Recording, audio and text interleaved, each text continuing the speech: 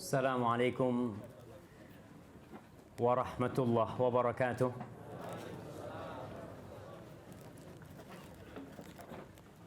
Alhamdulillah alladzi bi ni'matihi tatimmus shalihat. Segala puji bagi Allah Jalla Jalaluh yang karena nikmatnya kebaikan-kebaikan menjadi sempurna. Yang karena rahmatnya niat-niat baik hamba dapat terlaksana. Saya bisa duduk di tempat ini dan antum semua, bapak-bapak, ibu-ibu bisa melangkahkan kakinya ke tempat ini. Itu dikarenakan Allah menginginkan kebaikan buat kita. Maka tiada yang pantas untuk dipuji, tiada yang layak untuk dipuja kecuali Allah Jalla Jalaluh. Dan kita berikrar dalam setiap rakaat salat kita mengatakan Alhamdulillahi Rabbil Alamin. Kita berikrar bahwa alhamdu itu tidak pernah berubah. Apapun kondisi yang kita hadapi, sebesar apapun musibah yang menimpa kita, tetap alhamdulillah. Pujian dan sanjungan itu milik Allah Jalla Jalaluh. Allahumma salli wa sallim wa zid wa barik wa an'im ala abdika wa rasulika habibina wa nabiyina Muhammad. Ya Allah, semoga salawatmu, semoga salam berkah dan nikmatmu senantiasa kau curahkan untuk hamba kekasihmu, untuk Nabi kita Muhammad sallallahu alaihi wasallam, yang kita diperintahkan untuk banyak-banyak bersalawat kepada beliau. Dan di antara tanda-tanda ahlus sunnah wal jamaah, mereka yang mengikuti sunnah Rasul sallallahu alaihi wasallam dan meniti jalan kebenaran, mereka banyak bersalawat untuk Rasul sallallahu alaihi wasallam.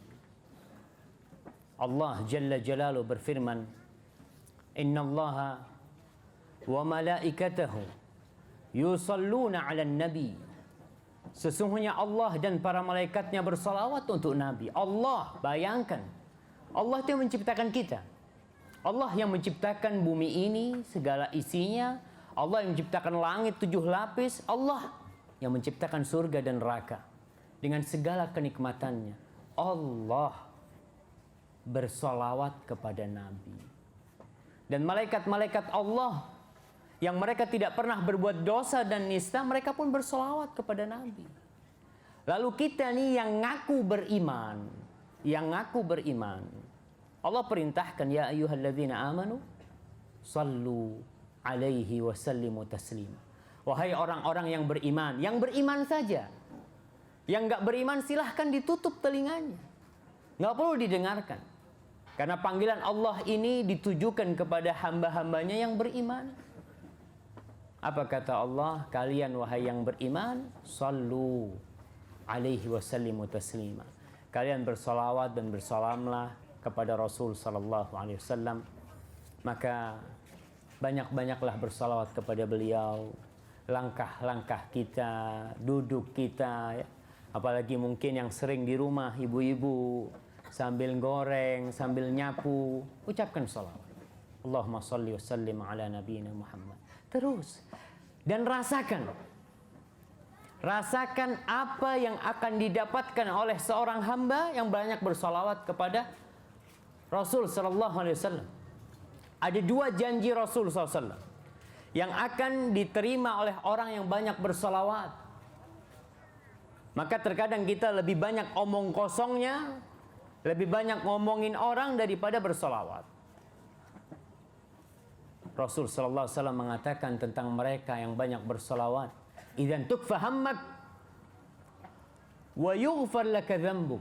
Kalau kau banyak bersolawat, kata Nabi alaihi salatu wassalam, maka Allah Jalla Jalaluhu akan menghilangkan kegundahan dari hatimu.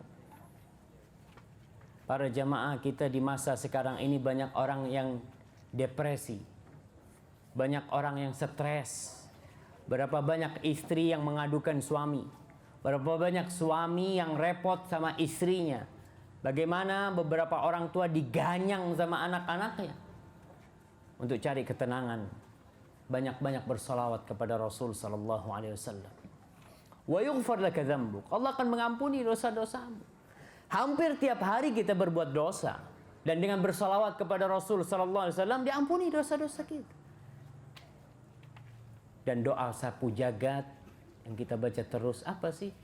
Rabbana atina fid dunya hasanah wa fil akhirati hasanah wa qina adzabannar. Insyaallah dengan bersalawat kita akan mendapatkan kebahagiaan di dunia, kebahagiaan di akhirat, dan dijauhkan dari api neraka. Amma ba'd. Ma'asyiral muslimin rahimakumullah wal muslimat rahimakunallah. Saya bersyukur bisa sampai ke tempat ini. Sekali lagi itu karena rahmat Allah kepada kita semuanya. Saya pikir jam 8 ini sudah ngantuk semua orang Banyuwangi. Tapi ternyata baru mulai ngantuk, Ustaz. Tapi insya Allah lah, kita nggak panjang-panjang. Sampai jam berapa panitia? Setengah 12? Insya Allah. Sampai selesai insya Allah. Antum sabar, nggak panjang-panjang insya Allah. Tapi semoga selesai kajian ini kita mendapatkan faedah lah. Rasul sallallahu alaihi wasallam bersabda, "Man yuridillahu bihi khairan yufaqihu fid-din." Barang siapa yang Allah menginginkan kebaikan buat orang itu. Nih, salah satu standar, salah satu ukuran kita ini dicintai Allah apa enggak? Terkadang orang mengatakan, "Ya Allah Ustaz, anak ini rezekinya banyak Ustaz. Tandanya Allah cinta sama anak." Belum tentu. Karena Allah berbagi dunia ini kepada orang kafir, bahkan ada yang jauh lebih kaya dari kita. Dan orang kafir. Kalau harta itu bukti cinta Allah, maka bagaimana dengan orang-orang yang miskin? Berarti Allah nggak cinta sama dia. Bukan. Ukurannya bukan itu. Tapi Rasulullah SAW mengatakan, "Man yuridillahu bihi khairan yufaqihu fid-din." Allah bila menginginkan kebaikan bagi seseorang, Allah bikin tuh orang belajar agama. Belajar apa? Bukan kedokteran. Bukan matematika. Tapi agama, jamaah. Kenapa? Dengan agama nih kita tahu mana yang halal dan mana yang haram. Kita tahu mana yang hak dan mana yang batil. Kita tahu mana yang dicintai Allah dan mana yang dibenci oleh Allah Jalla Jalaluh. Tapi kalau kita terus belajar urusan umum, maka kita tidak akan pernah tahu. Usahakanlah untuk menyisihkan waktu setiap bulannya sekali datang kajian, nggak apa-apa. Tapi kita terus ada isi ilmu agama untuk kita. Ketika fitnah datang menyapa, apa yang harus kita lakukan? Sebelum kita berbicara tentang bagaimana sikap kita, kita harus mengetahui apa makna dari fitnah itu sendiri. Biasanya ibu-ibu sering ngomong, fitnah itu lebih keji dari pembunuhan. Fitnah yang gimana? Kata fitnah di Al-Quranul Karim, al-fitnatu asyaddu minal qatl. Fitnah itu lebih keji daripada pembunuhan. Yang dimaksud itu bukan fitnah dalam bahasa Indonesia. Fitnah yang dimaksud adalah kekufuran. Fitnah yang dimaksud adalah kesyirikan. Fitnah yang dimaksud adalah kekacauan yang ditimbulkan oleh orang-orang musyrik terhadap orang Islam. Itu yang lebih buruk daripada pembunuhan. Kemudian para jamaah, Allah Subhanahu wa taala berfirman, "Wattaqu fitnatan."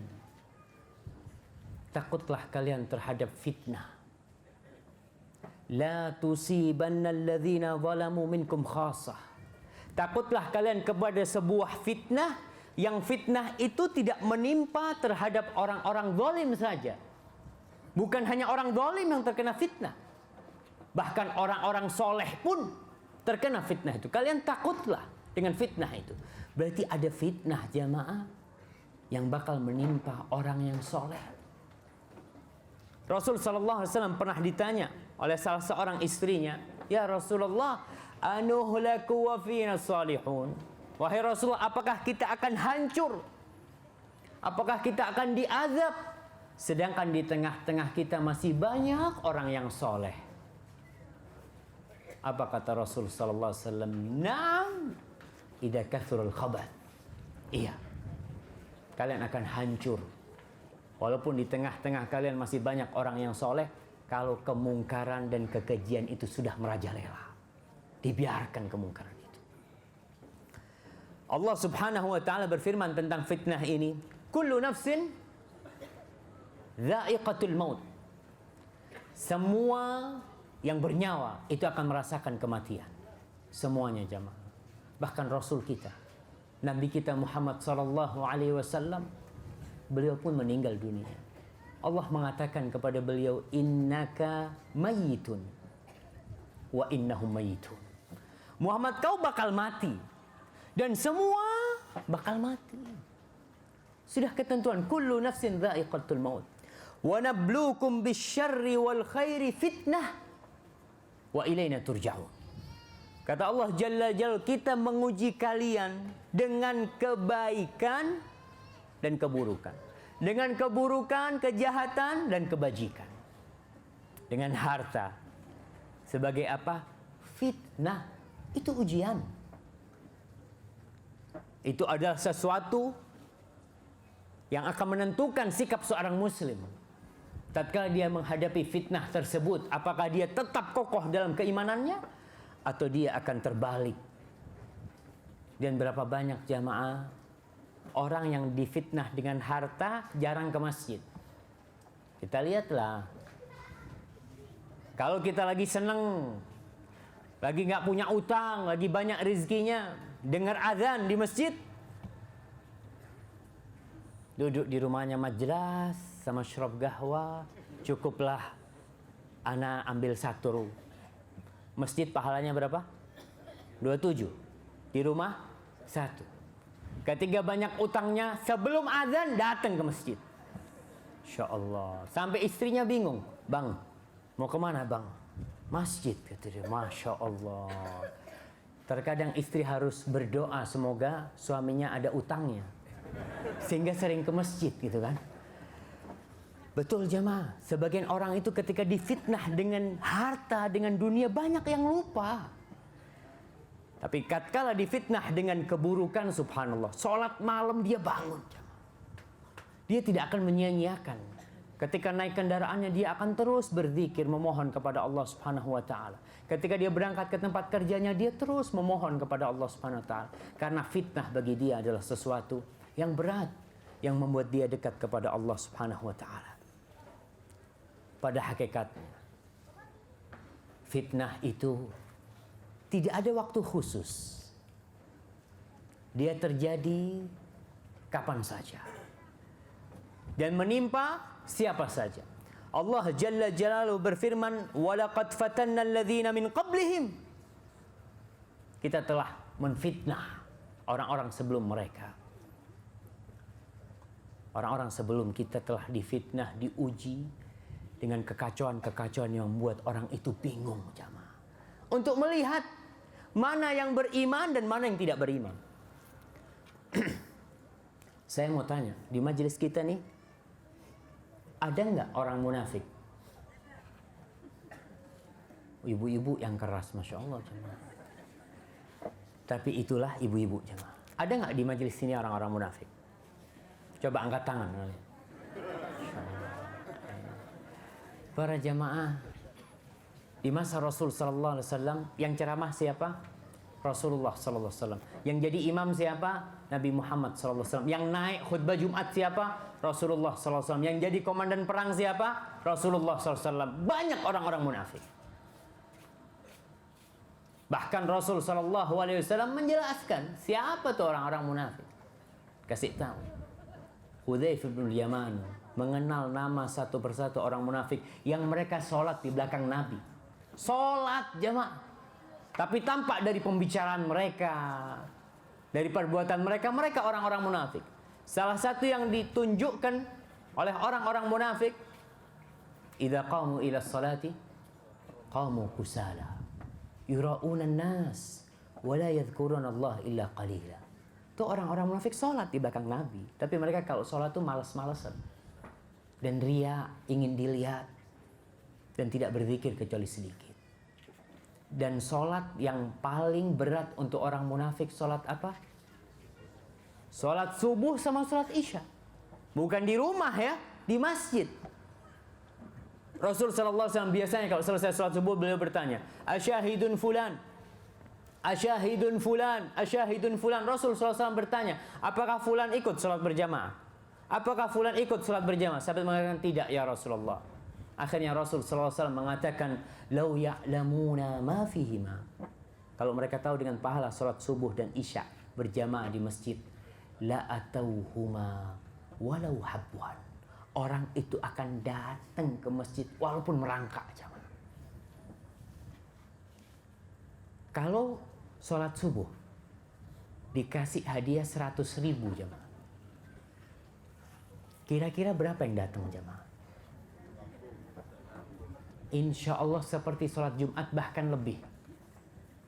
Antum lihat pembagian zakat yang cuma 20.000.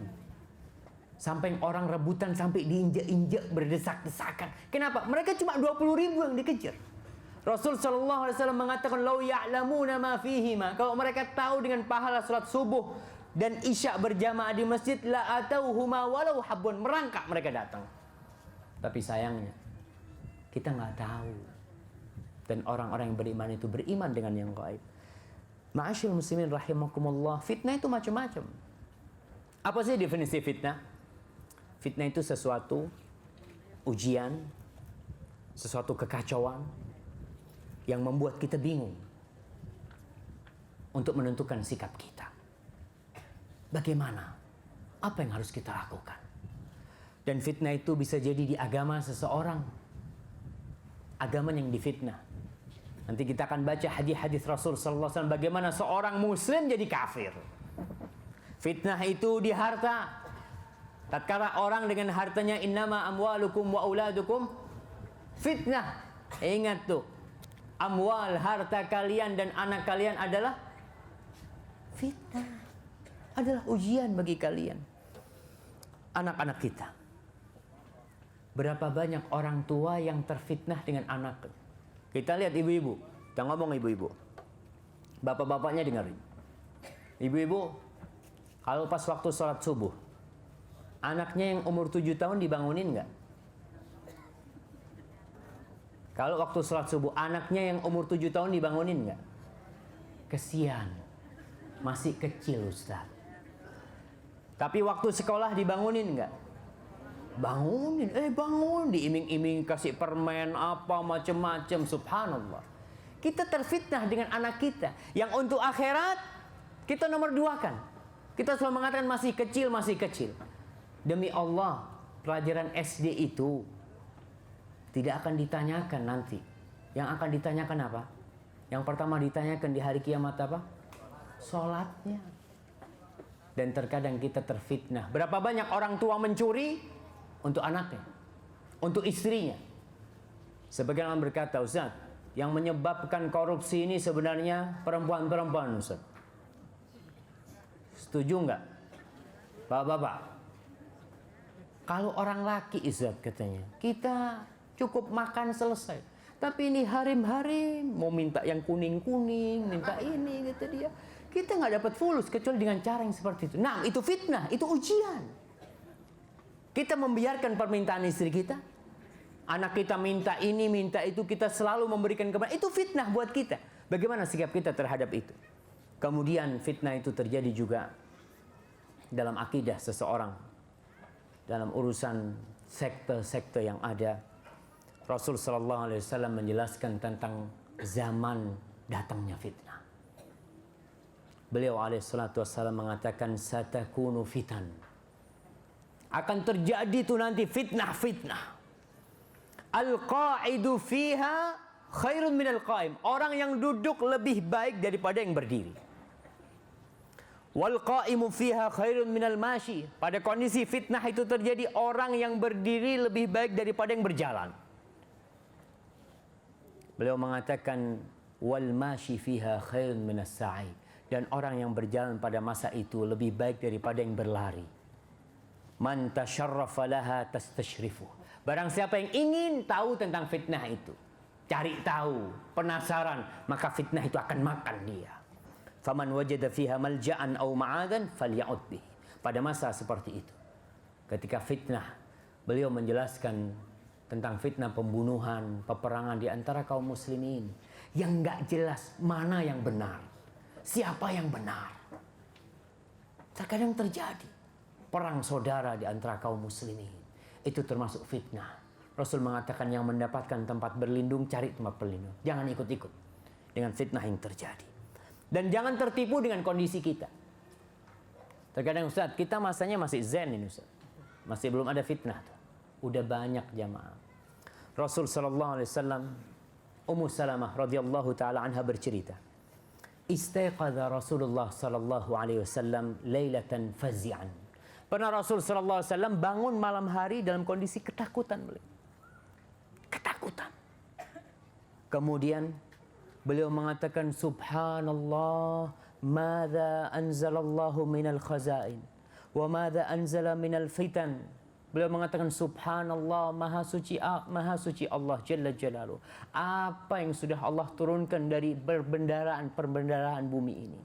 Apa yang sudah Allah turunkan dari fitnah-fitnah yang bakal terjadi ini. Beliau mengatakan man yuqidu sawahibal hujurat. Siapa yang membangunkan penghuni-penghuni kamar. Yang dimaksud kamar apa? Istri-istri Rasul SAW. Para jamaah, rumahnya Nabi itu disebut di dalam Al-Quran dengan sebutan hujurat. Seperti kamar kos-kosan. Kecil rumah beliau alaihi salatu wassalam. Dalam kondisi itu beliau mengatakan siapa yang membangunkan istri-istrinya. Untuk apa? Likai yusallina. Agar mereka sholat. Bangunkan tuh. Subhanallah jamaah. Berapa banyak di antara kita yang hampir tidak pernah sholat malam. Hasan al-Basri pernah ditanya oleh seseorang, orang kaya. Dia ngomong, wahai Hasan al-Basri, aku ini banyak dosanya. Banyak dosanya. Hampir semua kemaksiatan pernah aku lakukan. Tapi kok aku tidak dihalangi dari rizki? Rizkiku banyak itu. Apa yang aku inginkan aku dapat. Hasan al-Basri bertanya kepada dia, hal taqumul lail? Kau bisa nggak sholat malam? Kata orang ini, la. Apa jawabnya? Kafaka an haramaka min munajati. Cukup sebagai kesengsaraan buat engkau. Ketika Allah mengharamkan bagi dirimu bermunajat kepada Allah Subhanahu wa taala. Jamaah, kita kalau duduk sama orang yang kita cintai, hati ini akan terasa sejuk sekali. Ketemu sama orang yang kita tunggu-tunggu, senangnya hati ini. Bagaimana tatkala kita diharamkan dari bermunajat dengan Allah Subhanahu wa taala. Kita diharamkan dari meminta kepada Allah tatkala orang-orang tidur. Rasul sallallahu alaihi wasallam mengatakan kepada para sahabatnya, "Man yuqidu sawahibal hujurat." Siapa yang membangunkan penghuni-penghuni kamar itu, yakni istri-istri beliau. Lalu beliau mengatakan, "Rubba kasiyatin fid dunya, ariyatun fil akhirah." Banyak orang yang berpakaian di dunia, tapi telanjang di akhirat, jamaah. Subhanallah, jamaah. Maka ingat, yang punya baju banyak, keluarkan bajunya. Sedekahkan, jamaah. Moga yang kita keluarkan itu bakal jadi baju kita di akhirat nanti, jamaah. Dan berapa banyak orang di dunia ini yang terkenal, tapi di akhirat nggak ada yang kenal sama dia. Berapa banyak orang yang selalu muncul di TV di muka bumi ini, yang mungkin dieluk-elukan sama orang banyak, tapi dia tidak dikenal oleh Allah Subhanahu wa taala, jemaah. Maka jadilah orang yang tidak dikenal di muka bumi ini, tapi dikenal oleh Allah Jalla Jalaluhu. Gimana caranya, Ustaz? Banyak-banyak berzikir, sholat malam ketika nggak ada orang ngelihat antum. Antum sendirian nih. Kita kalau beramal ada orang biasanya semangat. Karena ada dorongan ingin pujian dari fulan, dari fulana. Tapi tatkala kita sendirian, semua keluarga kita tidur.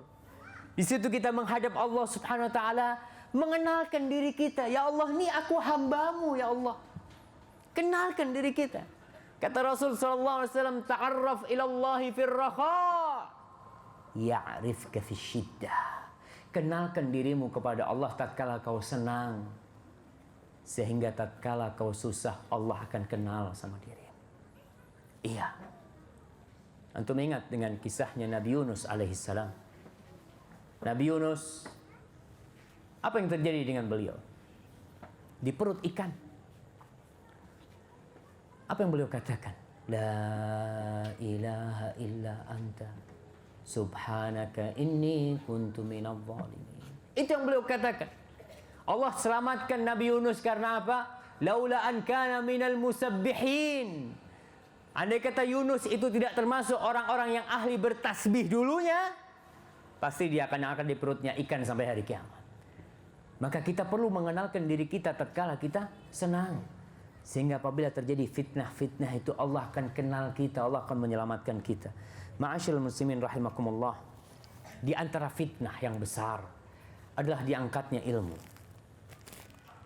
Anak kayaknya minta izin mau minum nih jemaah. Bismillah.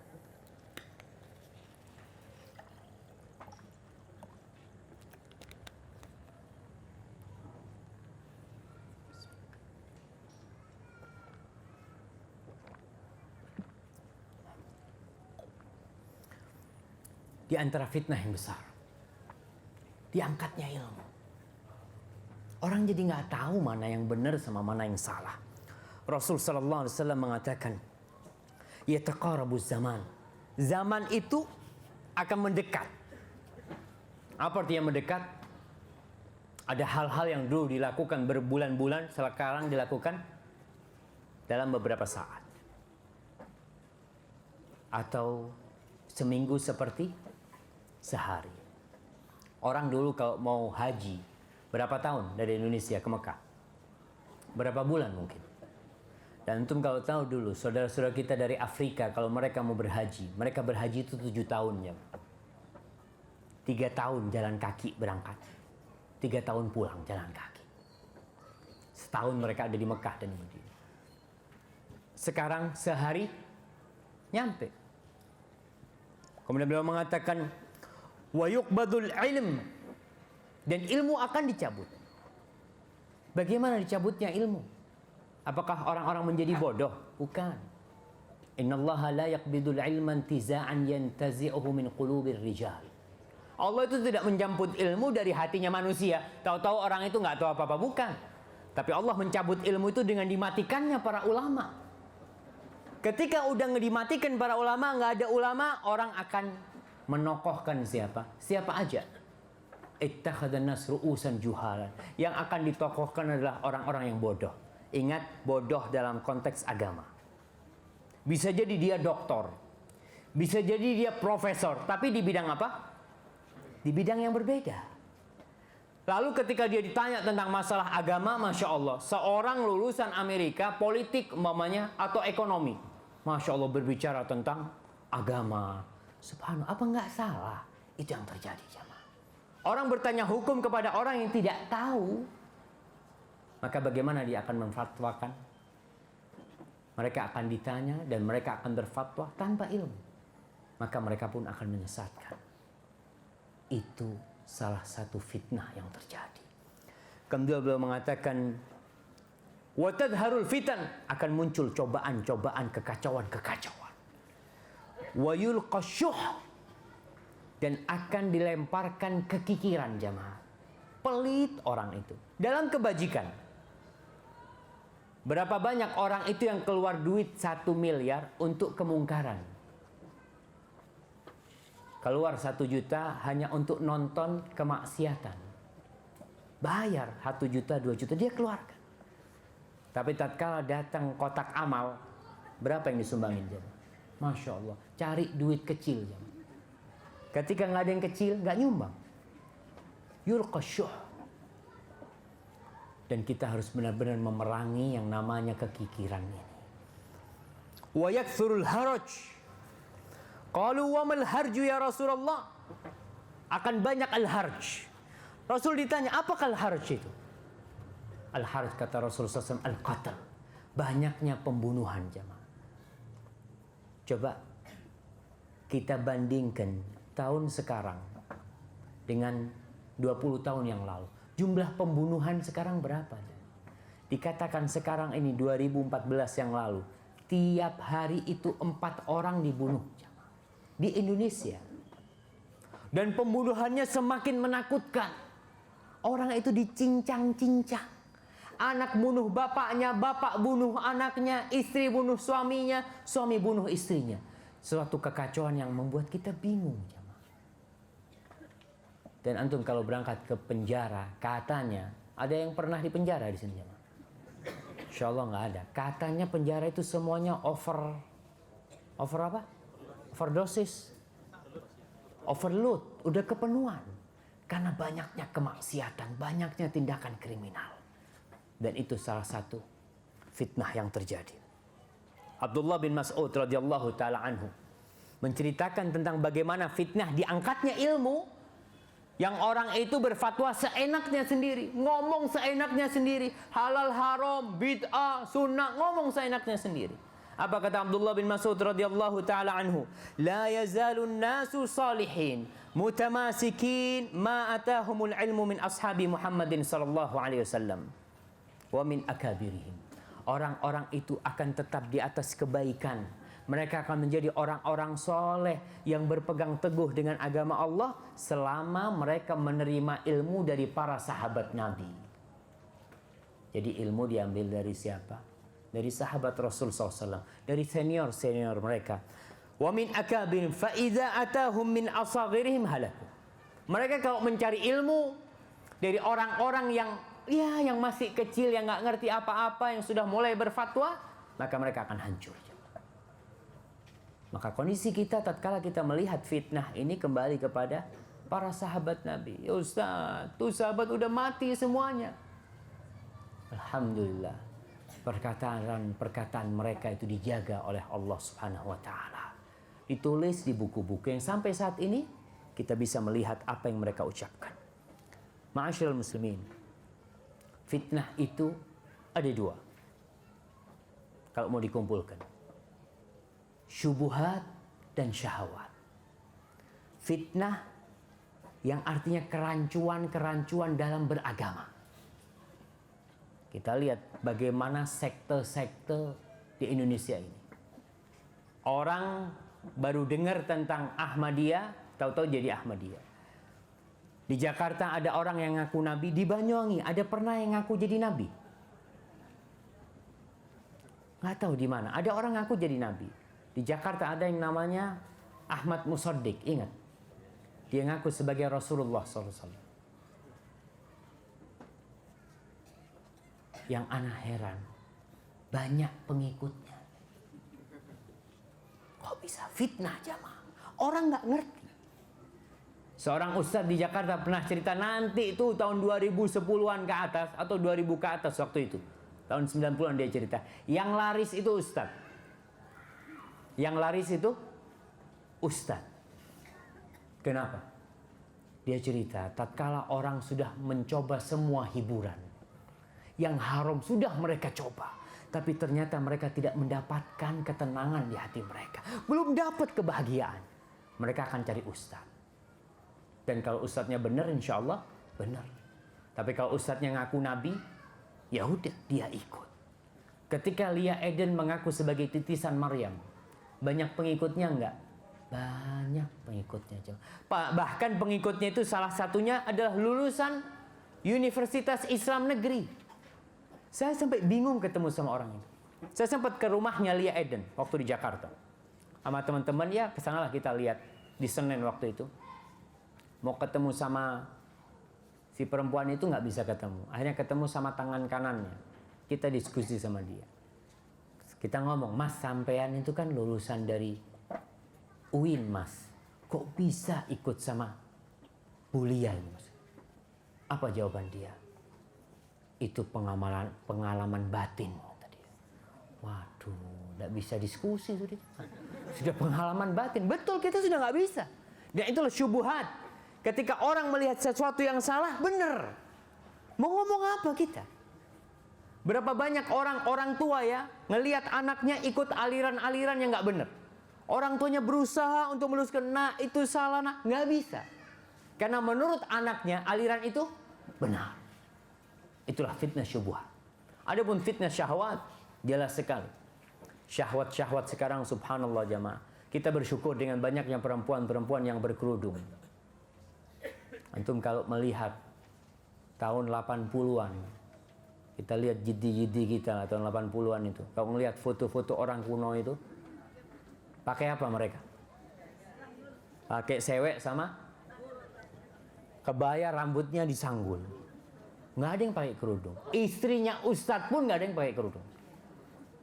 Sekarang alhamdulillah banyak yang berkerudung, kita bersyukur. Tapi di sisi lain banyak yang buka-bukaan jamaah. Antum kalau lihat juga dulu itu hampir nggak ada perempuan yang pakai celana. Tanyalah sama jidda-jidda kita. Nggak ada mereka mau pakai celana.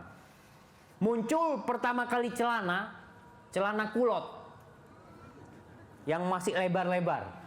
Orang ketika ada itu mereka mau, oh ini kan lebar gitu kan, nggak apa-apa. Kemudian terus celana itu menjadi sempit. Sampai sekarang jadi celana pensil atau apa. Ada katanya celana kalau pakai harus pakai plastik dulu. Subhanallah. Karena nggak masuk ke badannya. Itu fitnah jamaah. Syahwat subhanallah. Rasul sallallahu alaihi wasallam mengatakan, "Ma taraktu fitnatan asyadda 'ala rijal minan nisa." Aku tidak pernah meninggalkan fitnah, kata Nabi, yang lebih bahaya bagi kaum lelaki daripada wanita-wanita tersebut. Dan Allah mengatakan, inna kaidakunna azim. Tipu daya perempuan itu besar sekali. Maka ibu-ibu, jagalah suami-suaminya dari fitnah-fitnah tersebut. Dengan cara apa? Dengan cara mengkondisikan rumahnya. Jadikan suami itu betah di rumah. Ada sebagian suami itu kalau mau ngetuk pintu rumahnya, pikirnya mau ke rumahnya siapa anak ya. Baru kalau nggak ada lagi, baru ke rumahnya.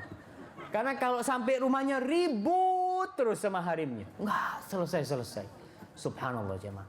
Usahakan, kondisikan, kesian nih suami-suaminya. Dan bapak-bapak juga harus tahu diri. Agar suami istrinya tidak terfitnah dengan tetangganya. Tidak terfitnah dengan orang-orang laki lain. Berikan kepadanya apa yang diinginkan. Itu sikap kita untuk menyelamatkan mereka dari fitnah syahwat itu sendiri. Dalam kondisi fitnah, jangan menunda-nunda beramal. Ada orang umur 18 tahun nggak sholat. Ente kok nggak sholli ente? Nanti umur 70-an baru mau sholli itu. Subhanallah. Siapa yang menjamin umur dia sampai 70 tahun? Rasul sallallahu alaihi wasallam mengatakan, badiru bil a'mal. Badiru bil a'mal. Cepat-cepat kalian itu beramal. Fitanan kaqita'il lailil muzlim. Sebelum datang tuh fitnah-fitnah seperti malam yang gelap gulita. Mana panitia? Bisa dimatikan lampunya jemaah. Antum akan rasakan ketika kita terang sekarang, tahu-tahu mati lampu. Antum kelihatan apa? Bingung kita ini. Mau kemana, mau apa yang akan kita lakukan, nggak tahu kita. Begitulah Rasul sallallahu alaihi wasallam mengatakan, badiru bil a'mal fitanan kaqita'il lailil muzlim. Cepat-cepat kalian beramal sebelum datang fitnah-fitnah seperti potongan malam yang gelap gulita. Yang kalau nggak ada cahaya dari Allah, kita nggak bisa ngelihat. Kita nggak bisa tahu mana yang halal, mana yang haram. Kita nggak bisa tahu mana saudara dan mana musuh. Kita duduk di sebelah ketika malam gelap gulita gini. Di belakang kita siapa ya? Di sebelah kita siapa ya? Yang ada suara orang yang menjerit-jerit ketakutan. Beliau mengatakan, yusbihur rajulu mu'minan wa yumsi kafiran. Paginya masih beriman, paginya masih sholat subuh, sorenya sudah kafir. Kafir kata Rasulullah SAW. wa yumsi mu'minan wa yusbihu kafira. Sorenya masih beriman, sorenya mungkin ikut kajian, masih datang ke pengajian, sholat maghrib, paginya sudah kafir jamaah. Beliau mengatakan, yabi'u dinahu bi'aradin minad dunya. Dia jual agamanya dengan sepotong dari dunia ini. Maka hati-hati dengan apa yang kita baca. Subhanallah, ada orang yang begitu cintanya dengan sunnah Rasul SAW. Baca satu buku kecil karangannya orang-orang yang belajar di barat, langsung dia menolak sunnah Rasul SAW. Syekh Mustafa As-Sibai rahimahullahu ta'ala, dia mengarang sebuah kitab yang judulnya Al-Istishraq wal Mustashriqun, Ma lahum wa ma alaihim, tentang orang-orang orientalis. Mustafa As-Sibai, dia ketika itu sedang menulis disertasi doktoralnya, sedang kuliah dia. Dia memiliki seorang dosen profesor dari Mesir tapi lulusan Jerman. Profesor ini subhanallah, tiap hari dia jelaskan kepada muridnya, membanggakan guru-gurunya yang di Jerman, padahal gurunya itu kafirnya. Belajar Islam kepada orang kafir. Dia jelaskan tentang Az-Zuhri pada waktu itu. Zuhri itu adalah salah satu perawi hadis yang thiqah. Tapi kata syekhnya, Zuhri ini adalah tukang bikin hadis palsu. Dia itu menerima hadis pesanan-pesanan raja. Terus tiba. Si muridnya ini mau bantah gurunya nggak enak. Bisa nggak lulus ya ma. Si muridnya dia, Mustafa ini cari cara gimana menyadarkan gurunya. Kenapa? Gurunya yang dibaca itu. Dia dengar dari gurunya yang orang kafir dari Jerman bahwasanya Ibn Shihab Az-Zuhri, Muhammad Ibn Muslim Ibn Shihab Az-Zuhri, dia itu orang tukang bikin hadis pesanannya raja. Akhirnya subhanallah, si murid ngomong sama gurunya, Ustaz, ana nanti malam disuruh ngisi kajian. Kalau profesor datang, ana sungguh senang nanti profesor bisa ngasih kritikan atau gimana. Senanglah profesornya datang ke kajian. Ternyata kajian yang dibahas adalah tentang Muhammad ibn Muslim Az-Zuhri. Dia menjelaskan bagaimana Muhammad ibn Muslim Az-Zuhri dalam pandangan ulama Islam, bukan ulama kafir. Selesai jelaskan pengajian 1 jam lebih, selesai kajian dia ngomong, untuk selanjutnya ana memohon kepada Profesor ana untuk memberikan kritikan atas apa yang ana sampaikan. Naik tuh profesor ke mimbar. Apa kata dia? Al-an araftu Zuhri. Sekarang ana baru kenal siapa itu Az-Zuhri. Karena selama ini yang dibaca adalah bukunya orang-orang kafir. Dengan pernyataan orang kafir itu objektif, nggak seperti umat Islam subjektif. Subhanallah. Kau katakan umat Islam itu subjektif karena dia Muslim, dia cinta dengan keislamannya, maka dia akan membela Islam. Sedangkan orang kafir objektif, bohong. Mereka itu mencari kesalahan Islam. Mereka itu subjektif karena mereka benci dengan Islam, mereka akan korek-korek kesalahan Islam. Maka hati-hati. Rasul mengatakan badiru bil a'mal. Sebelum datang fitnah-fitnah itu jemaah. Bisa kafir jemaah. Paginya masih Muslim. Hati-hati anak kita. Ada seorang ibu. Anak mungkin berdosa sama ibu itu. Semoga Allah merahmati dia. Dia telepon anak pak SMS. Ustaz, anak-anak ini kalau nggak salah dia katakan nggak percaya kalau Quran itu dari Allah. Bayangkan. Muslim sekolahnya di YIN. Gimana Ustaz kata dia? Kita bingung jamaah. Belajar di kuliah agama jadinya seperti itu. Karena adanya syubhat-syubhat. Buku-buku yang menjadi kewajiban mereka pelajari adalah buku-buku orang-orang kafir. Apa ada namanya hermeneutika atau macam-macam. Dan dalam kondisi seperti itu, ingat, kita berat mengamalkan Islam yang benar. Berat jemaah, nggak gampang. Rasul sallallahu alaihi wasallam mengatakan, ya'ti 'alan nasi zamanun al-qabidu 'ala dinihi kal-qabidi 'alal jamr. Akan datang kepada manusia satu masa yang seorang berpegang teguh dengan agamanya seperti orang yang memegang bara api. Seperti orang yang memegang bara api. Siapa di antara kita yang bisa memegang bara api jemaah? Kita selalu diperolok-olokkan. Subhanallah, ana ingat ketika ana di pondok, kita pakai jenggot karena jenggot sunnah Rasul SAW. Sama abah, sama ami-ami di sidang kita. Enti ada apa pakai jenggot? Subhanallah. Ana ngomong, ini sunnah Nabi. Jenggot itu buat orang-orang tua tuh. Nanti masih muda. Masya Allah. Ya. Kita sampai terkadang kita ingin berontak. Ana sampai sempat ngomong, kenapa ana yang ingin melaksanakan Islam kok ditekan seperti ini? Sholat ke masjid ditanya, ente ada apa sekarang sholat di masjid? Subhanallah jamaah. Al-qabidu ala dinihi kal-qabid ala al-jamr. Orang yang berpegang teguh dengan agamanya seperti memegang bara api jamaah. Berat, dia akan dikucilkan, akan dihina. Dan Rasul sallallahu alaihi wasallam mengatakan bada'al islamu ghariban wa sayaudu ghariban kama bada. Islam itu bermula dengan keasingan. Asing. Nabi dimusuhi oleh kaumnya. Nabi dimusuhi oleh kaumnya. Apa ada orang yang lebih baik dari Rasul SAW cara menyampaikannya? Nggak ada. Beliau dilemparin batu. Beliau diusir. Beliau bahkan mau dibantai oleh kaumnya. Al-qabid ala dinihi. Kal-qabid ala al-jamr. Kita lihat wanita-wanita. Ketika mereka mulai kerudungnya agak panjang sedikit, terkadang siapa yang menjadi kendalanya? Suaminya. Ente ini ikut aliran apa nih? Kerudungnya panjang-panjang. Subhanallah.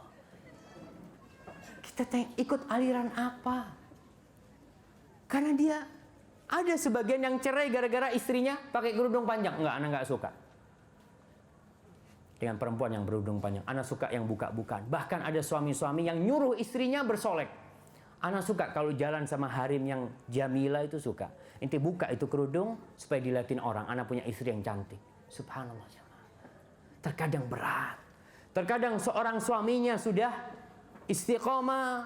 Berusaha menjalankan agama dengan benar. Istrinya yang menolak. Istrinya masih ingin hura-hura macam-macam. Tapi benar apa yang disabdakan oleh Rasul SAW. Terus bagaimana? Apa pahala orang yang beramal seperti Islam yang benar seperti yang diamalkan oleh Rasul SAW pada masa fitnah? Beliau alaihissalatu wassalam mengatakan al-ibadatu fil harj kahijratin ilayya. Beribadah pada masa fitnah, banyaknya pembunuhan pada waktu itu, orang berpegang teguh dengan agama Allah, itu seperti hijrah kepadaku, kata Rasul SAW. Karena besarnya pahala itu dengan besarnya tantangan jamaah. Nggak mudah tantangan sekarang ini. Orang kalau mungkin di Medina itu berpegang teguh dengan agamanya mudah. Harimnya semua pakai cadar, kerudungnya rapat-rapat. Kita di Banyuwangi jamaah. Keluar rumah semuanya pakai legging. Insya Allah lihat. Astagfirullah, astagfirullah, astagfirullah, astagfirullah. Semuanya yang lewat kayak gitu. Allahu Akbar. Itu fitnah berat beribadah dalam kondisi seperti itu jemaah. Dan Rasul sallallahu alaihi wasallam menjelaskan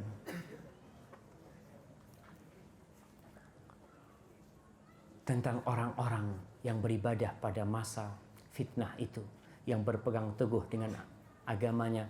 Inna min waraikum ayyamas sabr, kata Rasul SAW, atau ayyamus subur. Di belakang kalian ada hari-hari yang membutuhkan kesabaran. Butuh kita dengan kesabaran pada hari-hari itu. Beliau mengatakan lil mutamassiki fihinna yawma idzin bima antum alaihi ajru 50 minkum. Bagi orang yang berpegang teguh pada masa itu akan mendapatkan pahala 50 dari kalian. 50 dari sahabat Nabi pahalanya. Para sahabat mengatakan, ya Nabi Allah, awa minhum. Wahai Rasulullah, maksudnya bukan dari mereka. Qala bal minkum. Bukan. Mereka akan mendapatkan pahala 50 dari kalian. Hadis ini disahihkan oleh Syekh Albani rahimahullah ta'ala. Karena berat jamaah. Para sahabat masih bertemu Rasul SAW. Masih banyak sahabat-sahabat ketika itu yang mendukung mereka untuk beramal dengan sunnah-sunnah Rasul SAW. Datang masa kita sendirian. Di kampung kita sendirian, dikucilkan lagi. Maka berusahalah untuk tetap beramal dalam kondisi fitnah tersebut. Sikap kita jamaah yang pertama, apabila mendapatkan perselisihan. Ustadz, kita ini serba bingung sekarang ini. Mana yang benar? Fulan ngomong boleh. Fulan lagi ngomong nggak boleh. Fulan ngomong bid'ah. Fulan ngomong sunnah. Mana yang kita akan ikuti? Sedangkan kita ini orang awam. Kalau disuruh ngaji kitab nggak bisa, Ustaz. Sebagian orang, anak kerja dari pagi sampai sore, datang kajian mungkin sebulan sekali. Benar-benar bingung jamaah. Nonton TV ini seperti ini, nonton TV ini seperti ini. Bagaimana kondisi kita? Rasul SAW telah memberikan wasiat kepada kita jamaah. Beliau mengatakan ketika para sahabat minta nasihat, ya Rasulullah, ka'annaha wasiyatu muwaddi'. Ya Rasulullah, yang kau sampaikan ini sepertinya wasiat orang yang mau meninggal. Fa'ausina. Beri kami wasiat ya Rasul. Beliau mengatakan usikum bitaqwallah was-sam'i wat-ta'ati wa in ta'ammara 'alaikum 'abdun habasyi. Aku berwasiat kepada kalian untuk bertakwa kepada Allah Subhanahu wa taala dan agar kalian mendengarkan dan taat kepada pemimpin kalian. Walaupun yang jadi pemimpin itu abdun habasyi, budak dari Habasyah yang hitam. Dalam riwayat mujadda'ul atraf, yang jari-jarinya habis. Kalian tetap harus taat. Karena biasanya orang mau taat sama pemimpin itu yang gagah, yang ganteng. Tapi kalau pemimpinnya jelek, itu anak nggak mau lah sama pemimpin kayak gini. Rasul mengatakan, kalian dengarkan dan taati. Walaupun pemimpin kalian budak hitam dari Habasyah. Masyaallah muslimin, antum belum ngantuk? Masya Allah. Kita lanjutkan. Ana lihat sebagian sudah mulai merem-merem. Ya. Mungkin itu masuk sakinah jemaah. Kan kalau datang ke majelis ilmu katanya turun sakinah. Mungkin termasuk sakinah itu ya orang terlalu khusyuk sampai nunduk-nunduk gitu ya. Baik. Beliau mengatakan fa innahu man ya'ish minkum ba'di fasayara ikhtilafan katsir. Barang siapa yang hidup setelah aku, maka dia akan mendapati perselisihan yang banyak. Beliau mengatakan ikhtilafan katsira. Perselisihan yang banyak sekali. Bingung kita ini dibuat dengan perselisihan-perselisihan itu. Namun beliau tatkala menjelaskan itu, beliau memberikan solusi kepada kita. Terus gimana solusinya? Tatkala mendapatkan perselisihan, ada orang ngomong boleh, ada orang ngomong nggak boleh. Kemarin ketika acara malam tahun baru, sebagian pas Natalan juga, ada yang mengatakan boleh mengucapkan Natal, ada yang mengatakan boleh merayakan tahun baru, ada ulama lain mengatakan tidak boleh. Masyarakat awam bingung, dia akan mengikuti biasanya ustadz yang dia sukai. Dia suka sama fulan, ya sudah, anak ikut fulan. Apa katanya fulan?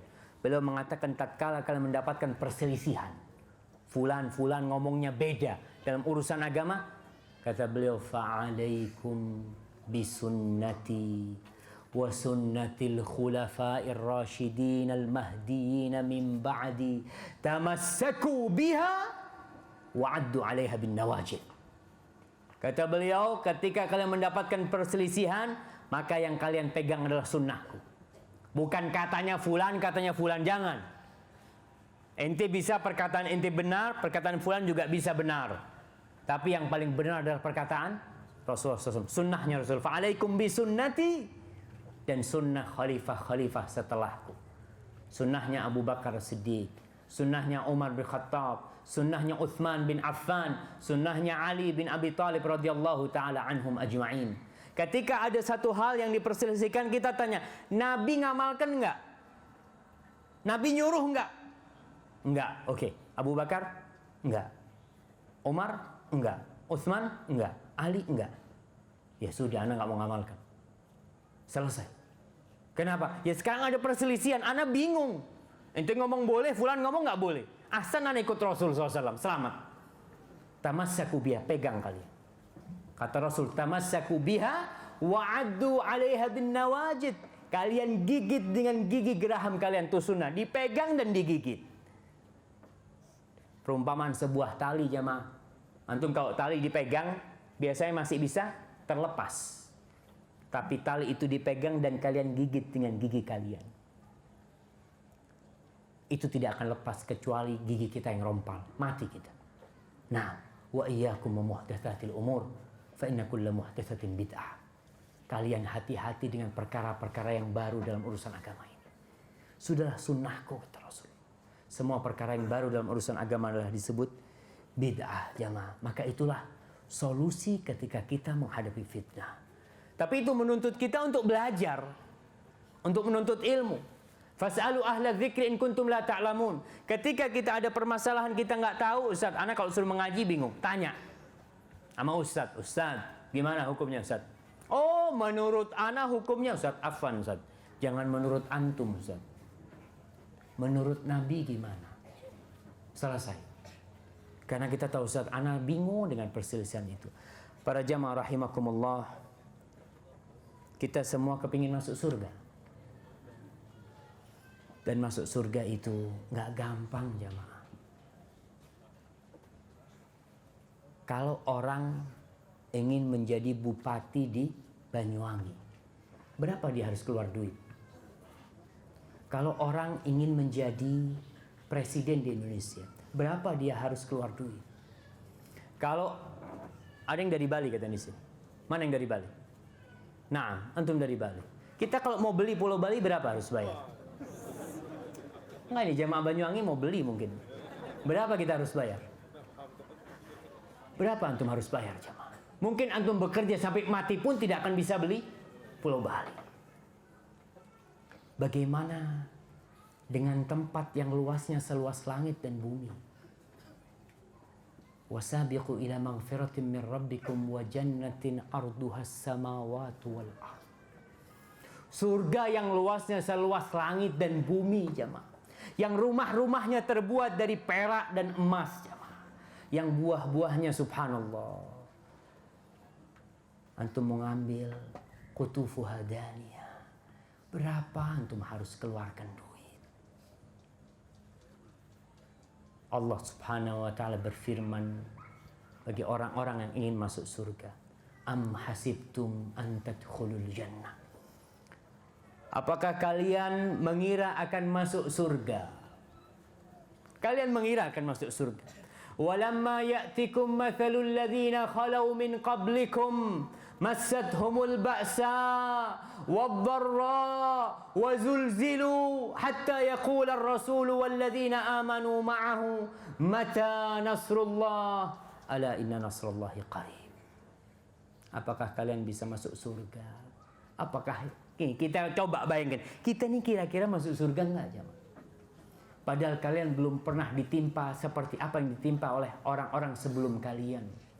Massathumul ba'sa wadh-dharra, mereka ditimpa dengan kelaparan, rasa sakit, dan mereka diuji, digoncangkan keimanan mereka. Antum tahu Nabi Zakaria? Bagaimana kisah Nabi Zakaria? Digergaji kepalanya, jemaah. Antum tahu dengan Nabi Yahya? Disembelih kepalanya, dihadiahkan kepada seorang pelacur, jemaah. Gak gampang, jemaah, masuk surga. Hatta yaqula ar-rasul walladzina amanu ma'ah, sampai Rasul dan orang-orang yang beriman itu mereka berkata, mata nasrullah, kapan pertolongan Allah itu turun? Karena mereka tunggu-tunggu itu. Tapi ternyata ujian itu terus datang, fitnah terus datang, gak selesai-selesai. Allah mengatakan, ala inna nasrullahi qarib. Sesungguhnya pertolongan Allah itu dekat. Tapi kita harus berusaha, berjuang, dan semua perjuangan itu membutuhkan pengorbanan. Salah seorang ulama salaf mengatakan, an-na'im la yudraku bin na'im. Wa man athara ar-rahata fatathu ar-rahah. Kenikmatan surga itu tidak bisa didapat dengan berleye-leye. Ta'annas, duduk, santai, Masya Allah. Potong apa?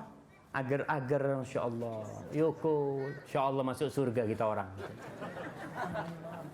An-na'im la yudraku bin na'im, jamaah. Orang sekarang, orang tua selalu ngomong sama anaknya, nak, kalau kau mau capek sekarang, nak, jangan nanti tua kau capek, nak. Kalau sekarang kau masih muda, nak, kerja kau. Supaya apa? Supaya ketika tua, santai.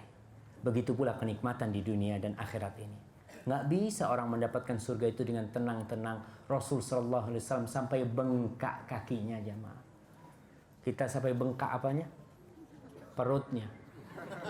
Subhanallah. Rasul SAW sholat sampai bengkak kakinya, kita duduk makan terus. Waman athrar-raha, barang siapa yang lebih mengutamakan istirahat sekarang ini, ya ingat, duduk-duduk, ngobrol sana, ngobrol sini, menghabiskan waktu. Barang siapa yang utamakan istirahat sekarang, maka nggak bisa istirahat di akhirat nanti. Yang ada di sana azab dari Allah Subhanahu wa taala. Ma'asyiral muslimin rahimakumullah. Imam Ahmad pernah ditanya. Imam Ahmad ditanya, "Ya Imam, mata roha?" Wahai Imam, kapan tuh istirahat? Karena dalam kehidupan dunia ini seorang mukmin nggak selesai-selesainya dengan aturan. Suruh ini, suruh itu. Seperti sabda Rasul SAW, "Ad-dunya sijnul mu'min wa jannatul kafir." Dunia ini penjara orang yang beriman. Penjara, Nabi mengatakan penjara. Siapa yang pernah di penjara? Anak kasih hadiah. Antum tahu kalau di penjara nggak bisa apa-apa. Mau ketemu keluarga nggak boleh. Mau makan enak nggak boleh. Ya sudah, ikut aturan. Begitu pula dengan Islam. Subuh orang lagi tidur semuanya. Hayya ala shalah, ya Allah, sholli lagi, berangkat. Zuhur siang-siang udah capek-capek habis kerja, hayya ala shalah, sholat lagi. Asar baru tidur sebentar, hayya ala shalah, capek. Maghrib, subhanallah, baru pulang kerja, duduk di rumah, hayya ala shalah. Isya seperti itu. Kepingin ini haram, itu haram, ini nggak boleh. Ngelihat harim-harim yang cantik, Ustaz, masa nggak boleh, Ustaz? Nggak boleh. Betul, Ustaz, iya nggak boleh memang dalam Islam. Ustaz, Islam ini semuanya haram. Terus yang halal apa? Banyak yang halal. Ente lihat harim ente sendiri, halal itu. Nah, jemaah, itu yang halal. Tapi kita lihat aturan dalam Islam itu banyak. Kita bingung terkadang. Ya memang itu aturan Islam. Ustaz, Islam itu mudah, Ustaz. Naam. Innad dina yusrun. Inna hadzal din yusr. Agama ini mudah, tapi tetap ada aturan-aturannya. Berusahalah kita untuk mengikuti aturan-aturan itu. Ya kita capek, dunia memang tempatnya capek. Berapa tahun? 70 tahun. 80 tahun, 100 tahun paling lama mungkin. Siapa yang ingin hidup 200 tahun, jemaah? Anda rasa nggak ada lah. Kita mungkin keinginan, Ustaz, ana paling umur 70 sudah kepingin selesai, Ustaz. Nah, terus kapan istirahatnya? Nggak apa-apa, 60 tahun kerja nggak apa-apa. Terus kerja. Karena nanti ada sehari yang sama dengan 1000 tahun. Kata Imam Ahmad, istirahat itu fi awwali qadamin tada'uha fil jannah. Kau akan istirahat ketika engkau meletakkan kaki pertamamu di surga, baru istirahat. Selama hidup, ya kita beramal. Tugas kita beramal sebelum datangnya fitnah-fitnah itu, cepat-cepatlah beramal. Hadza wallahu a'lam shawab. Itu yang mungkin bisa kita kaji pada kesempatan kali ini. Apabila yang Anda sampaikan benar itu dari Allah Subhanahu wa taala. Kalau ada yang salah dari diri saya sendiri, Allah dan Rasulnya terbebaskan dari kesalahan itu. Kita masuk kepada sesi kedua, mungkin sesi tanya jawab. Nah, fadhal. Bismillah.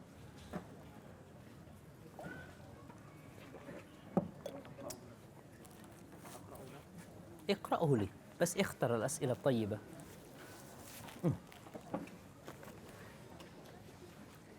Bismillahirrahmanirrahim. Alhamdulillah, tadi sudah kita dengarkan bersama kajian ketika fitnah melanda. Pada sesi yang kedua ini adalah sesi tanya jawab. Sudah ada, mungkin yang masih menulis, silakan Anda menulis pertanyaan kemudian disampaikan kepada panitia. Panitia yang laki-laki menyampaikan pada panitia yang laki-laki, panitia yang wanita menyampaikan pada panitia wanita. Pertanyaan pertama, Ustaz. Bismillahirrahmanirrahim. Ma asaba min musibatin fil ard fala fi anfusikum illa fi kitabin min qabli an nabraha. Dalam surat Al-Hadid ayat 22. Pertanyaannya, min qabli an nabraha, apa maksud dari potongan ayat tersebut? Terima kasih. Nah, para jamaah, fitnah yang terjadi, kerusakan yang terjadi, apa saja yang terjadi itu sudah ditentukan sebelum Allah menciptakan bumi ini. Sebelum adanya dunia ini, itu sudah ditentukan dalam Lauhil Mahfuz. Karena yang pertama Allah ciptakan adalah Al-Qalam, pena. Pena itu diperintahkan untuk uktub. Kata Allah, pena itu berkata, "Madza aktub?" Apa yang kau tulis wahai Allah SWT? Uktub ma huwa kainun ila yaumil qiyamah. Tulis apa yang akan terjadi terus sampai hari kiamat itu. Dengan ilmunya Allah sudah tahu dengan apa yang terjadi. Dan dengan ilmunya Allah mencatat semua itu. Itu wallahu a'lam bishawab. Nah,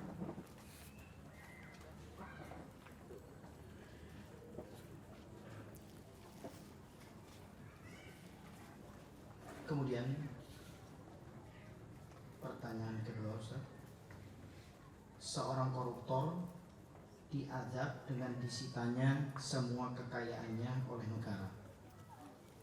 Tapi bagi koruptor ini ujian atau saya sedang diuji. Bagaimana menilai kalau itu azab ataukah itu ujian? Masya Allah. Itu koruptor yang ngomong itu.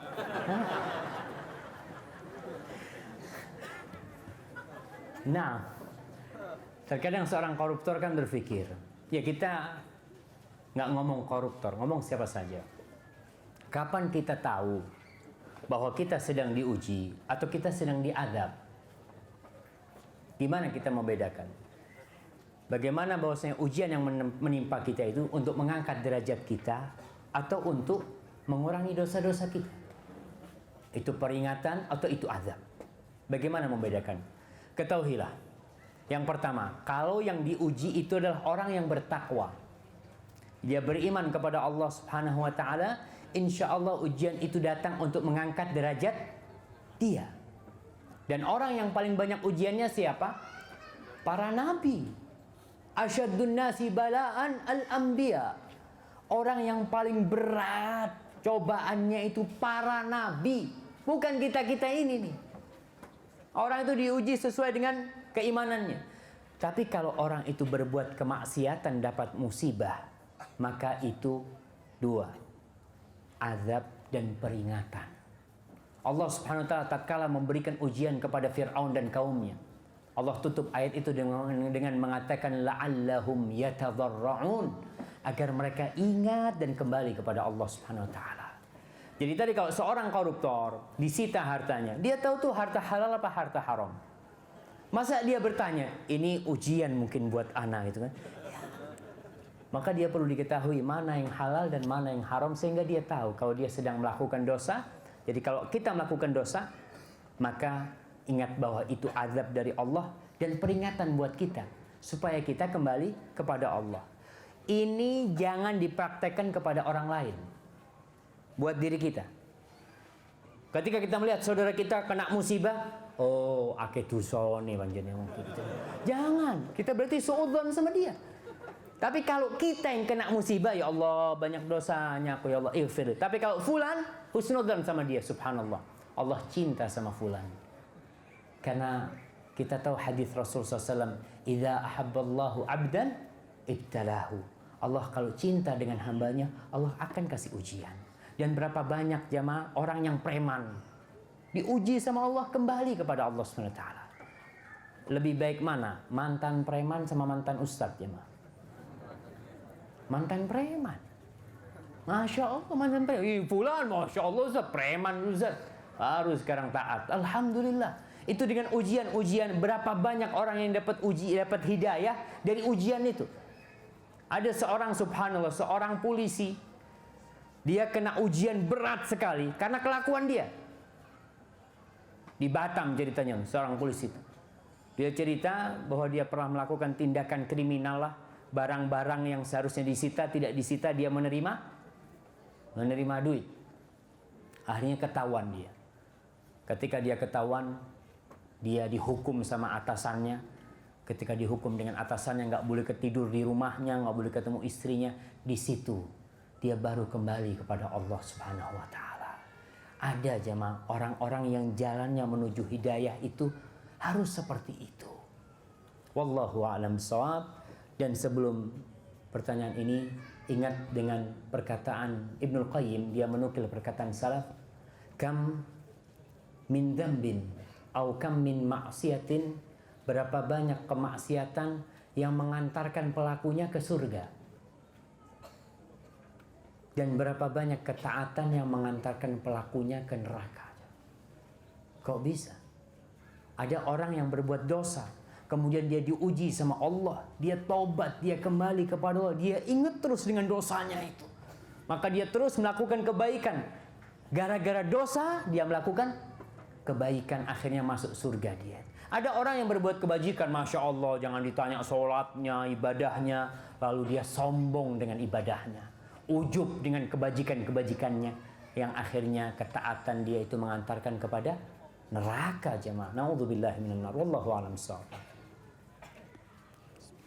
Pertanyaan selanjutnya, ya Ustaz, hafizakallah, bagaimana cara yang baik untuk mengingatkan suami atau istri yang terkena fitnah dunia?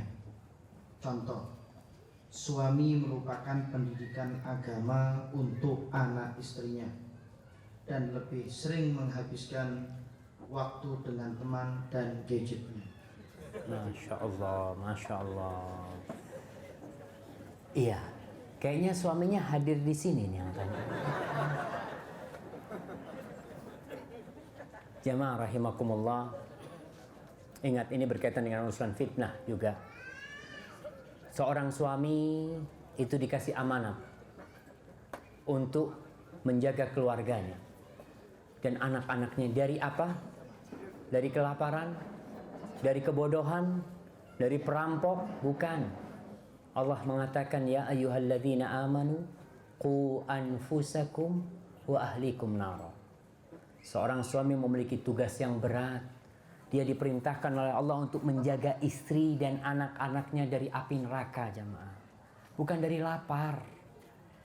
Dan banyak suami yang sudah melupakan tugas dia. Maka jangan mengharap masuk surga sebelum mempertanggungjawabkan anak dan istrinya nanti. Bagaimana dengan suami-suami seperti ini? Ada istilah di Arab itu al-hadir al-ghaib. Ada dan tiada. Gimana maksudnya? Suaminya ada di rumah, datang ke rumah, tapi istrinya di sana cuma ngeliatin si suaminya main. Ada apa? Hah? Subhanallah jamaah. Usahakan jamaah. Semua punya hak. Inna li nafsika 'alaika haqqan. Kau punya hak juga.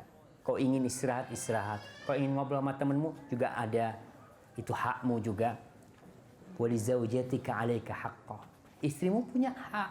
Kau haruskan berikan hak itu. Anakmu punya hak, matamu punya hak, semua punya hak.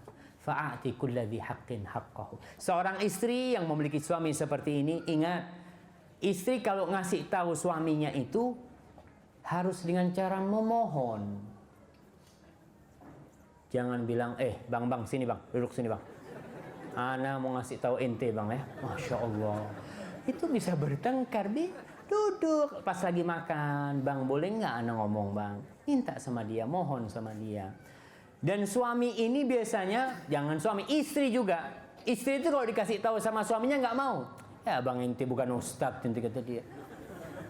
Iya, kalau suaminya ngomong gini-gini masalah hukum, ana nggak percaya sama ente. Ana mau tanya sama ustadz. Terkadang seperti itu terjadi. Maka tolong saling memahami. Jadi istri kalau ingin memberitahu suaminya, usahakanlah dengan cara yang santun, meminta ya.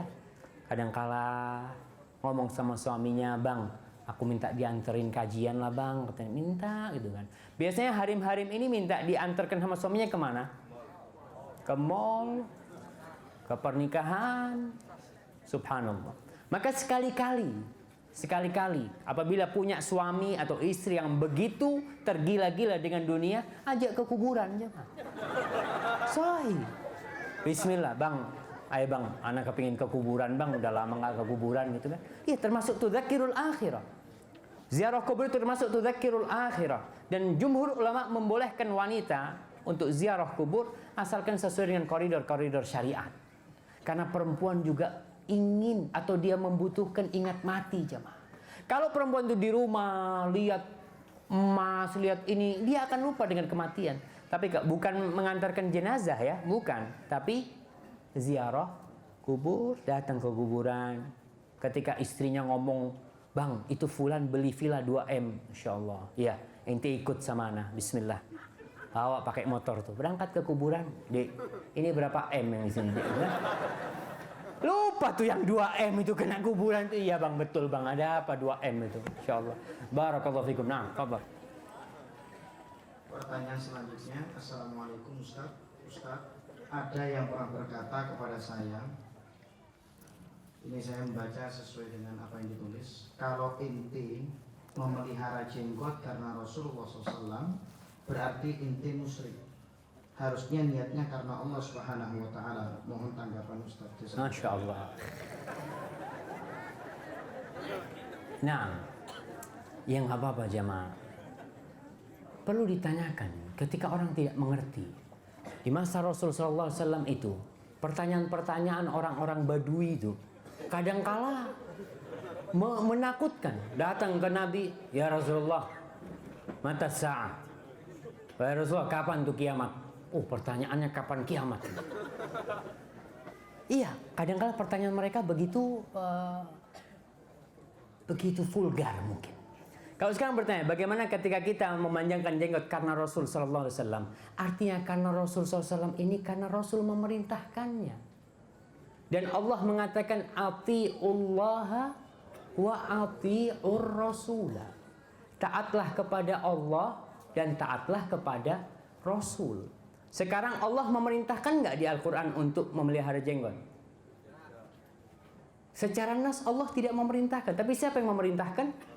Rasulullah SAW. Tapi Allah mengatakan atiullaha wa atiur rasul. Kenapa ente umpamanya kok sholatnya 4 rakaat? Di Al-Quran nggak ada tuh sholat 4 rakaat. Ente cari tuh dari Al-Fatihah sampai An-Nas ada 4 rakaat sholat zuhur. Nggak ada. Ente kenapa? Ya karena Rasul SAW sholat 4 rakaat, ana sholat 4 rakaat. Dan diperintahkan oleh Allah. Qul in kuntum tuhibbunallah fattabi'uni. Kata Allah, kalau kalian benar-benar cinta kepada Allah, ikuti siapa? Ikuti aku, kata Nabi. Allah mengatakan ikuti Rasul SAW. Yuhibbukumullah. Allah akan cinta sama kalian. Jadi kalau kita mengamalkan ini, dikarenakan Rasul memerintahkan, maka siapa yang akan cinta kepada kita? Allah Subhanahu Wa Taala. Syirik itu apa definisinya? Syirik itu memberikan hak khusus milik Allah kepada selain Allah. Itu yang disebut kesyirikan. Wallahu a'lam bishawab. Nah, barakallahu fikum. Pertanyaan selanjutnya, karena kita malam ini live dari Radio Al-Hikmah Genteng, Ustaz. Kita ngambil dari pendengar Radio Al-Hikmah. Assalamualaikum Ustaz. Apakah keinginan bertaubat datang dari hidayah Allah? Nah, apakah seorang itu ingin bertobat karena hidayah dari Allah Subhanahu wa taala? Tentunya. Orang itu bisa bertobat karena Allah memberikan hidayah kepada dia. Tapi sekarang yang bagi Allah kita serahkan kepada Allah. Apa tugas kita? Karena banyak orang umpamanya azan, nggak ke masjid. Ana belum dapat hidayah. Terus gimana? Ya nanti kalau ana dapat hidayah ana berangkat kayak ente. Cuma sekarang belum dapat hidayah gitu orang. Hidayah itu didatengin jamaah. Dipinta. Kita selalu mengatakan ihdinas siratal mustaqim. Dan Allah mengatakan walladzina jahadu fina lanahdiyannahum subulana. Dan orang-orang yang berusaha tuh mengikuti jalan Allah Subhanahu wa taala, dia ingin mencari keridhaan Allah, lanahdiyannahum subulana. Pasti kata Allah kita akan kasih dia petunjuk di jalan kita. Hidayah Allah itu sudah datang. Panggilan hayya 'alas shalah, panggilan untuk bertobat. Cuma terkadang hati kita belum bisa menerima. Berusahalah. Kita berusaha untuk meminta kepada Allah Subhanahu wa taala. Ada sebagian orang subhanallah, dia nggak bisa berhenti dari kemaksiatan. Terus dia berdoa, ya Allah jauhkan aku dari kemaksiatan ini. Allah akan kasih. Dan antum tahu dengan kisah perempuan pelacur yang ngasih minum anjing. Pelacur ngasih minum anjing. Kemudian Allah menerima taubatnya. Allah bersyukur kepada dia. Dia beramal. Perempuan ini melakukan satu amalan. Yang amalan itu penuh dengan keikhlasan. Bayangkan di padang pasir nggak ada yang ngeliat. Dia sama anjing. Kalau dia berbuat baik sama manusia, mungkin manusia ini akan ngomong, akan cerita sama teman-temannya. Fulan pernah bantu ana. Tapi dia berbuat baik kepada siapa? Kepada anjing. Yang anjing itu tidak pernah akan bercerita kepada manusia. Tapi Allah melihat keikhlasan perempuan ini. Dan ada usaha perempuan itu. Maka Allah menerima taubat dia dan mengampuni dia. Wallahu a'lam bishawab. Naam, fadhal. Baik, pertanyaan selanjutnya, mohon penjelasan singkat tentang ISIS. Soalnya saya punya teman-teman tidak sedikit yang pro terhadap ISIS.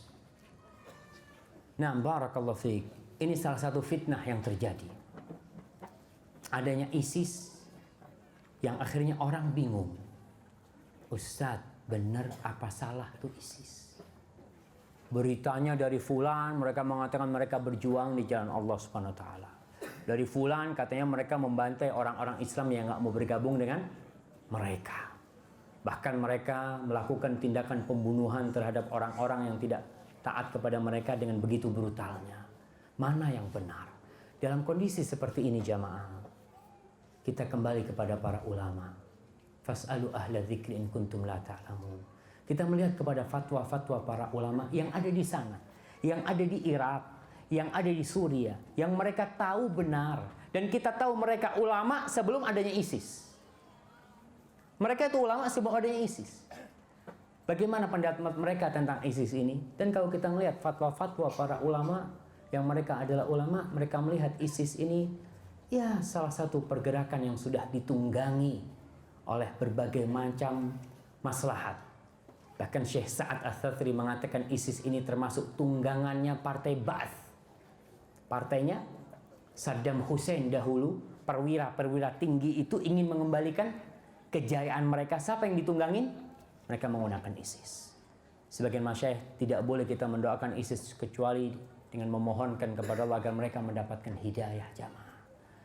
Maka itulah penjelasan dari para ulama kita. Kita nggak tahu, kalau kita ngelihat internet, beritanya ada dua. Ya kita tanya kepada para ulama. Yang ana tahu dari fatwa-fatwa ulama yang tahu dengan ISIS, yang ada di sana, melihat tindakan-tindakan ISIS itu, mereka ditunggangin oleh kepentingan-kepentingan ya orang-orang selain Islam juga, salah satunya untuk menjelek-jelekan Islam itu sendiri. Wallahu a'lam bishawab. Itu pendapat ana. Kalau ana salah, wallahu a'lam bishawab. Naam, fadl. Assalamualaikum Ustaz. Pertanyaan ana, langkah-langkah apa yang harus kita lakukan untuk terus mendapatkan hidayah Allah agar kita harus berada di jalan Allah dan dijauhkan dari fitnah-fitnah? Tentunya selain dengan berdoa. Syukran. Naam, barakallahu fiik. Apa saja hal-hal yang harus kita lakukan agar kita istiqamah di atas hidayah oleh Allah Subhanahu wa taala? Yang pertama, tadi berdoa. Allah mengatakan ud'uni astajib lakum. Yang kedua, nuntut ilmu.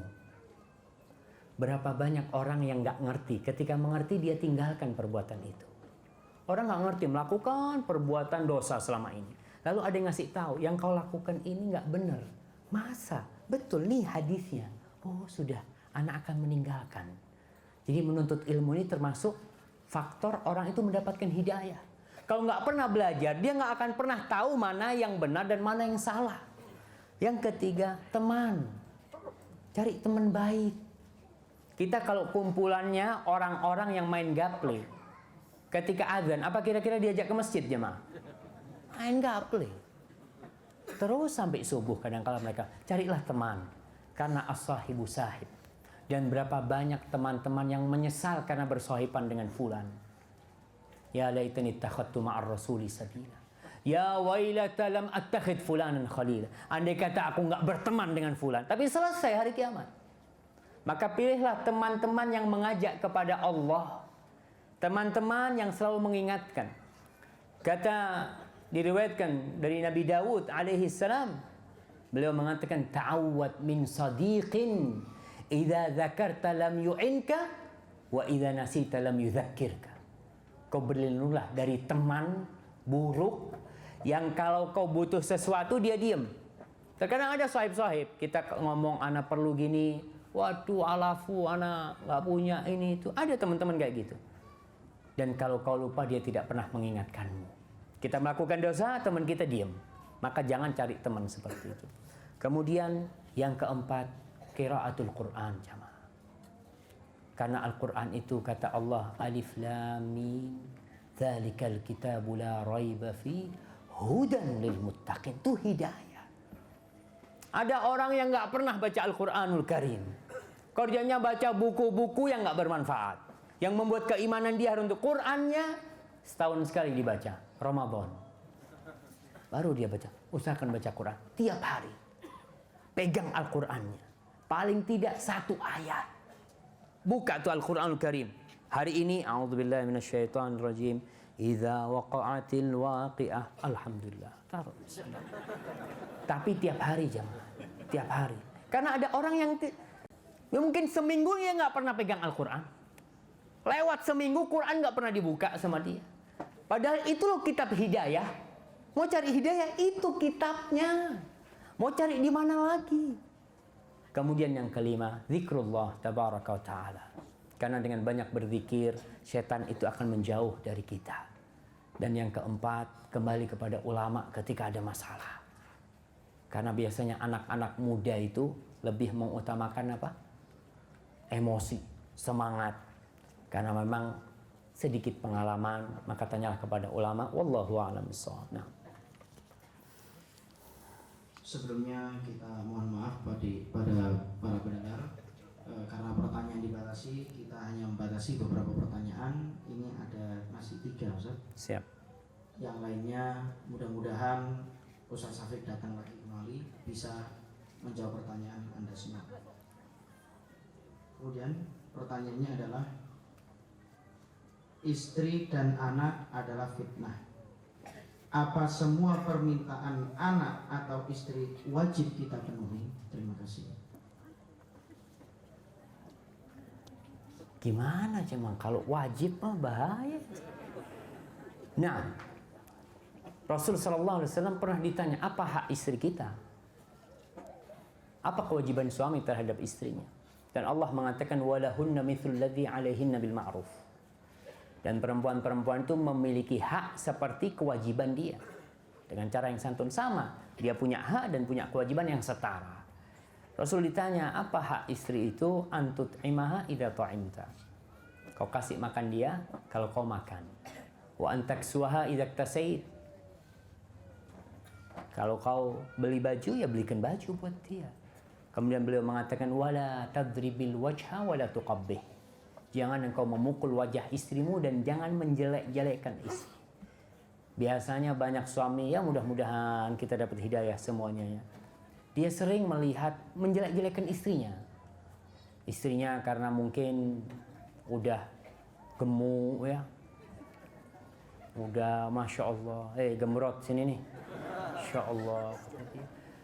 Jangan jelek kau seperti ini. Kadang-kala menjelekkan bukan cuma istrinya, keluarga istrinya.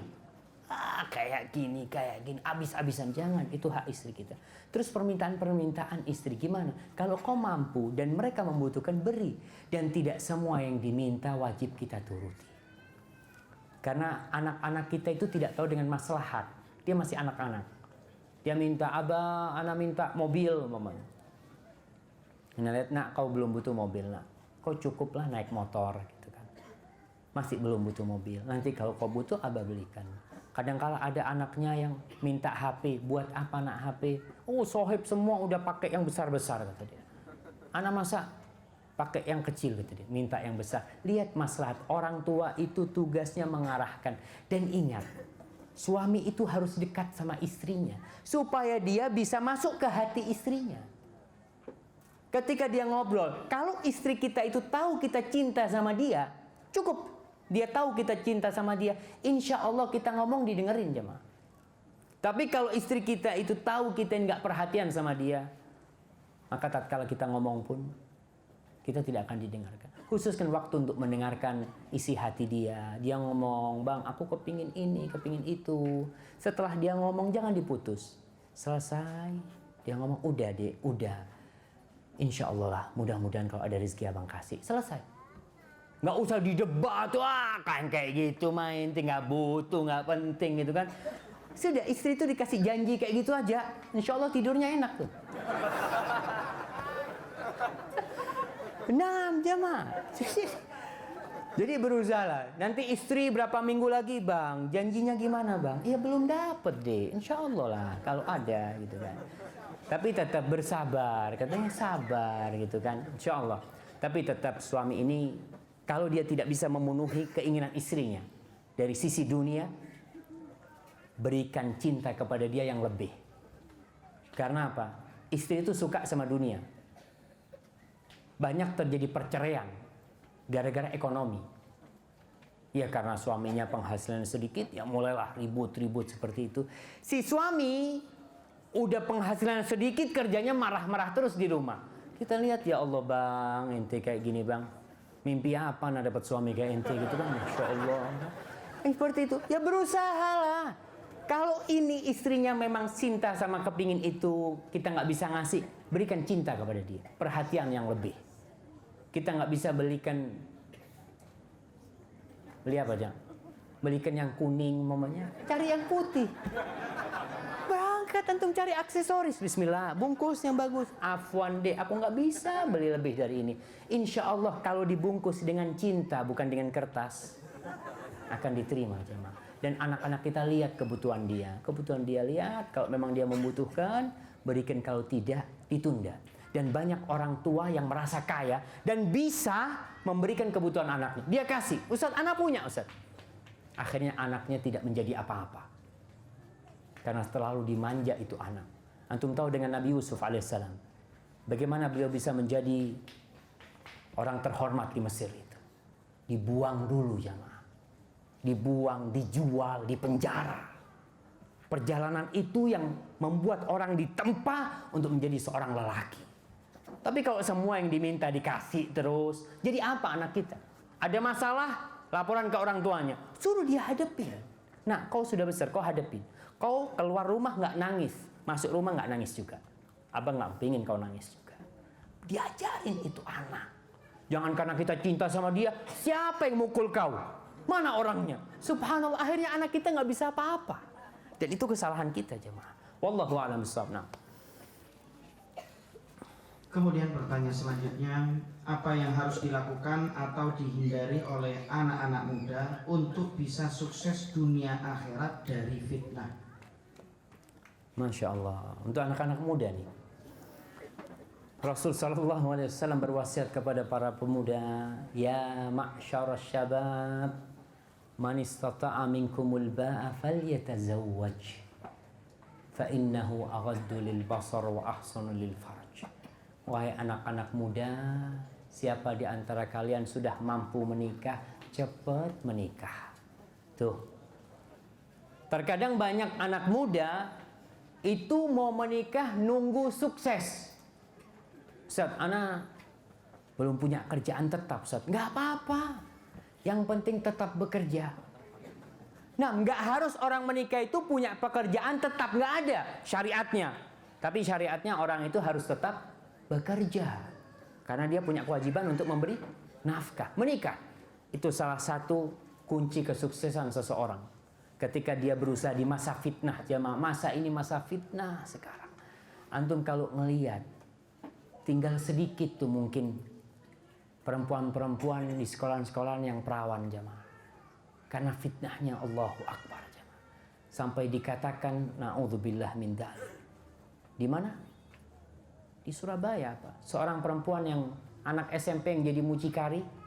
Anak SMP jual teman-teman jadi mucikari. Na'udzubillah min dzalik. Maka berusaha yang pertama kita cepat-cepat menikah. Demi untuk menjaga keimanan kita, menjaga pandangan mata kita. Yang kedua, jangan jauh dari majelis ilmu. Kita bekerja, tapi tetap ada kontrol buat kita. Karena antum bisa bayangkan, ada anak SMA 3 tahun nggak pernah ke majelis ilmu. 3 tahun. Gimana kondisi dia? Maka tetap bagaimana kita, orang tua nak, abah minta kau nak seminggu sekali datang kajian. Seminggu sekali. Kau mau main bola, main apa, nggak apa-apa, tapi seminggu sekali datang kajian. Minta sama anaknya. Karena demi menyelamatkan dia, jamaah. Kemudian yang ketiga, agar kita sukses dunia akhirat, la yazalu lisanuka rabban bi dzikrillah. Tuh anak-anak muda ya semuanya ya. Supaya kita bisa istiqamah, tetap zikir itu jangan pernah berhenti, jamaah. Zikir itu jangan pernah berhenti.